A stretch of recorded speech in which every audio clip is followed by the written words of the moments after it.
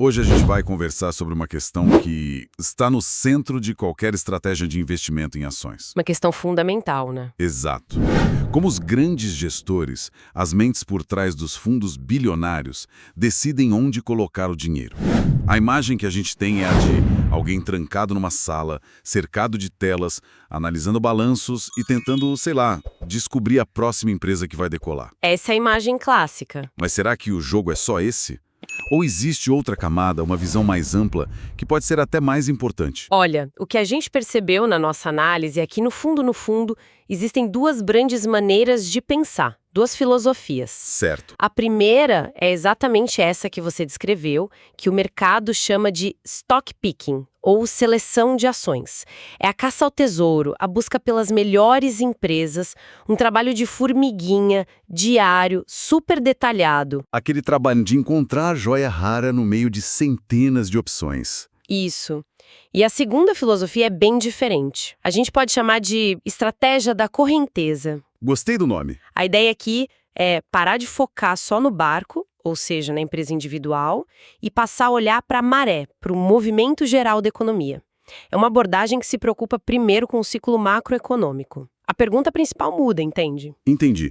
Então a proposta hoje é justamente colocar essas duas visões lado a lado. Vamos usar os dados de períodos bem contrastantes da nossa economia para entender os prós e os contras de cada uma e tentar descobrir o que funciona melhor e, principalmente, quando. Então vamos começar pelo mais tradicional, pela estratégia que todo mundo conhece. A de tentar acertar na mosca. É a grande promessa da maioria dos fundos de investimento, né? É a principal promessa. A de que eles têm a equipe mais inteligente para encontrar as melhores ações para os seus clientes. Sem dúvida. E no papel, a lógica é sólida. Historicamente, no longo prazo, as ações tendem a render mais que a renda fixa. O problema é que longo prazo pode ser longo demais. Podem existir janelas de 3, 4, 5 anos em que essa estratégia simplesmente não entrega resultado, mesmo que as empresas escolhidas sejam excelentes. E a gente viveu um período assim recentemente, certo? Os últimos anos não foram fáceis para quem aposta na bolsa. Um exemplo claríssimo disso que a gente viu nos estudos foi justamente entre 2021 e 2024. Foi um período de bolsa andando de lado, juros altos no mundo todo. E o que aconteceu? Imagino que não foi bom. Muitos fundos, mesmo com teses de investimento brilhantes, com as melhores empresas na carteira, tiveram performances bem fracas. E isso gera uma consequência perigosa. E decide tirar. Perfeito. E aí começa um ciclo vicioso. O cliente resgata, o gestor é forçado a vender as ações que ele acredita serem boas, não por uma decisão estratégica, mas para honrar o resgate. Ele vende forçado. Exatamente. Essa venda forçada pressiona o preço da ação para baixo, o que piora a performance do fundo e gera mais resgates. É uma espiral negativa. Mas apesar dessa dificuldade toda, essa é uma indústria que movimenta bilhões. Os gestores não podem simplesmente chegar para os clientes e dizer, olha, agora não é um bom momento para investir. Como eles lidam com essa pressão de ter que continuar remando, mesmo quando a maré está claramente contra? Essa é a grande angústia do gestor profissional. Ele tem um mandato que é o de estar investido em ações. A pressão por resultados é trimestral, às vezes até mensal. Nossa. E se demonstra a enorme dificuldade do jogo. Mesmo para profissionais que vivem isso 24 horas por dia, a chance de erro é altíssima. E não estamos falando de erro de análise. Às vezes a análise está perfeita, mas um evento totalmente imprevisível, um cisne negro, acontece. Algo fora do controle. Totalmente. Uma mudança regulatória, um desastre ambiental, uma fraude na diretoria. Qualquer coisa pode destruir a tese de investimento mais bem construída. É um jogo de altíssimo risco. É aqui que a coisa começa a ficar realmente interessante. Porque se esse jogo de escolher a ação perfeita é tão complexo e arriscado, qual seria a alternativa? E essa ideia da correnteza me parece uma resposta poderosa. A analogia é muito boa porque é intuitiva. Pensa num rio. Se você está num barco, mesmo que simples, descendo a favor da correnteza, você não precisa ser o melhor remador do mundo para avançar rápido. O próprio fluxo te carrega. Exato.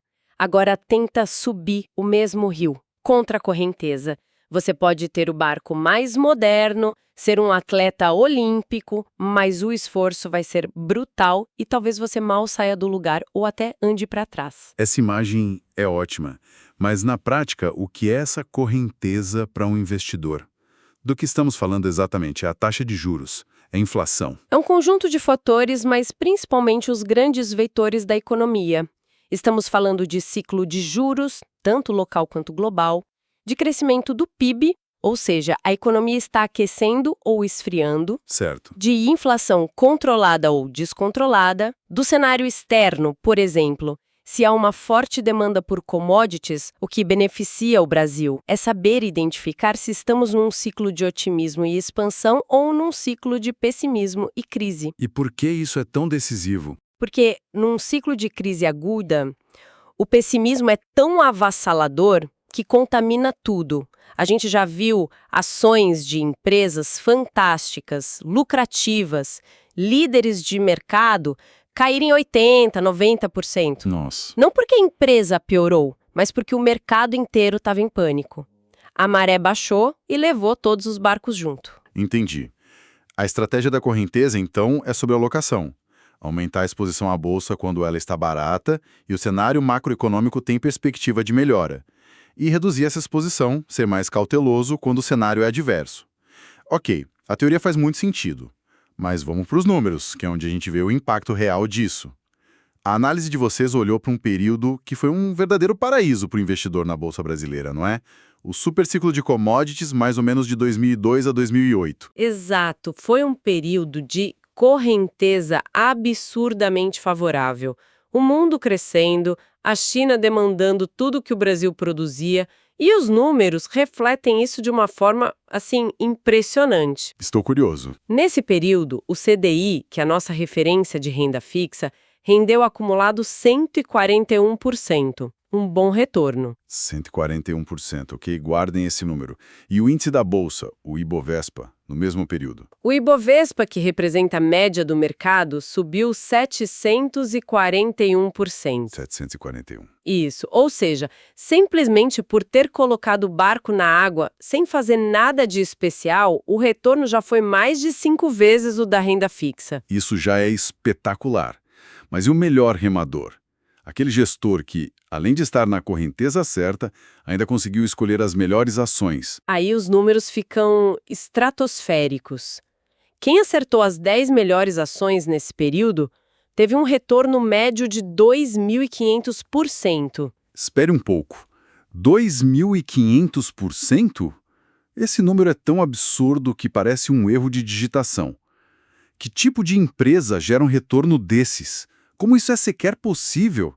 É um retorno que muda o patamar de qualquer investidor. Eram principalmente empresas ligadas a essa correnteza favorável. Mineradoras, siderúrgicas, empresas de petróleo, bancos que se beneficiaram do crescimento do crédito. Entendi. Elas não só cresceram, como o mercado passou a pagar múltiplos muito mais altos por elas. É uma combinação explosiva de resultados melhores e mais otimismo. Impressionante. Mas o que mais me chama atenção na análise é o outro lado da moeda. E quem errou? Quem escolheu as piores ações nesse mesmo período de euforia? E esse é o ponto mais fascinante. Mesmo quem escolheu as 10 piores ações, perdeu em média apenas 20%. Como assim? Quer dizer que no pior cenário possível, num mercado em que a média subiu mais de 700%, a sua perda foi de 20%. Exato. Até o erro foi perdoado pela maré. Exatamente. Uma queda de 20% para quem investe em ações está dentro da volatilidade esperada. Não foi algo que te tirou do jogo. A margem de erro era gigantesca. Em uma correnteza tão forte a favor, o esforço para ser o melhor se torna menos crucial do que a decisão de simplesmente estar no mercado. A decisão mais importante foi a de ter o barco na água naquele momento. Essa foi a grande decisão. Certo. Esse cenário de 2002 a 2008 parece um sonho, mas a gente sabe que a realidade costuma ser bem mais dura e que a festa não dura para sempre. O que acontece quando a música para e a correnteza vira completamente contra? Pois é. A análise de vocês também cobriu um período assim, não é? Do pico de 2008 até meados de 2015, 2016. Sim, e aqui a história é outra, completamente diferente. Foi um período marcado pela crise financeira global e por uma série de dificuldades internas no Brasil. A correnteza virou e ficou forte, só que conta. E os números? Nesse período, o CDI rendeu cerca de 114%. Foi a aplicação segura, o Porto Seguro. Ok, 114% na renda fixa. E os melhores remadores? Aqueles que são realmente bons em escolher empresas, eles conseguiram ganhar dinheiro mesmo nesse caos? Sim, isso prova que a análise de qualidade sempre importa. Os que acertaram as 10 melhores ações ainda conseguiram um retorno de 360%, ou seja, mais de 3 vezes o que rendeu o CDI. Mesmo na maré contrária, o bom remador, com muito esforço, conseguiu avançar e ter um resultado excelente. Isso é um ponto importante. Então a habilidade de escolher a ação certa ainda vale, mas imagino que o risco para quem não é um especialista tenha aumentado drasticamente. O que aconteceu com o índice geral da Bolsa? Aí a situação se inverte de forma brutal. Quem apenas acompanhou o índice geral, o Ibovespa, teve uma perda de 37% no período. Perda? Perda. Enquanto a renda fixa rendeu mais de 100%, a média da bolsa perdeu mais de 1/3 do valor. Uau! E agora, a pergunta que define tudo. E quem errou? Quem escolheu as piores ações nesse cenário adverso, quem escolheu as 10 piores ações, perdeu, em média, 80% do patrimônio. 80%. Isso é basicamente ser eliminado do jogo. Uma perda dessa magnitude é algo que, para a maioria das pessoas, é irrecuperável. Totalmente. Não se perde só o capital, se perde a coragem de voltar para o mercado um dia. É devastador. É a matemática brutal do prejuízo. Uma perda de 80% exige que o que sobrou se valorize 500% só para voltar ao ponto inicial. Nossa, é uma tarefa quase impossível. E aqui fica clara a diferença. Na maré boa, o erro custou 20%, na maré ruim, o mesmo tipo de erro custou 80%. A correnteza não perdoou. Ok, juntando tudo isso, a lição parece ser muito clara. Em maré alta, quase todo mundo se dá bem e os erros são minimizados. Em maré baixa, o risco de afundar é gigantesco e um erro pode ser fatal. Então, como um investidor comum, que não é um economista profissional, pode usar essa informação no dia a dia? Isso nos leva a uma mudança de perspectiva, né? Para o investidor individual, o jogo da correnteza é, antes de tudo, sobre gerenciamento de risco. A prioridade máxima talvez não devesse ser a de tentar acertar aqueles 2.500% de ganho. Certo. Mas sim a de, com toda certeza, evitar a perda catastrófica de 80%. Focar em sobreviver para poder participar do próximo ciclo bom. Faz todo sentido. É mais fácil e talvez mais eficiente focar em não perder 80% do que em sonhar com os 2.500%. E a análise sugere uma forma de fazer isso que é combinando as duas estratégias, certo? Se conectarmos isso a um quadro maior, a síntese é exatamente essa. É uma abordagem de 2 etapas, uma hierarquia de decisão. Vamos lá. Primeiro, a análise macro, a análise da correnteza, para definir a sua exposição. A pergunta a ser feita é: este é um bom momento para ter uma parte relevante do meu patrimônio em ações? Com base na resposta, se define o tamanho da aposta. Então, primeiro decido se vou para o mar e qual o tamanho do barco que vou usar. Só depois eu me preocupo com os detalhes da viagem. Exatamente. Essa é a primeira e mais importante decisão. Só depois de definir o tamanho da sua exposição vem a segunda etapa. A análise micro, a das empresas, o stock picking. Dentro do percentual que se decidiu alocar, aí sim o esforço vai ser para escolher as melhores ações, os melhores barcos. Essa combinação potencializa os ganhos em tempos bons, porque se estará mais exposto, e, o que é crucial, protege o patrimônio em tempos ruins, porque se estará mais defensivo, com menos dinheiro em risco. Fica muito claro, então, que talvez a gente passe tempo demais fazendo a pergunta errada.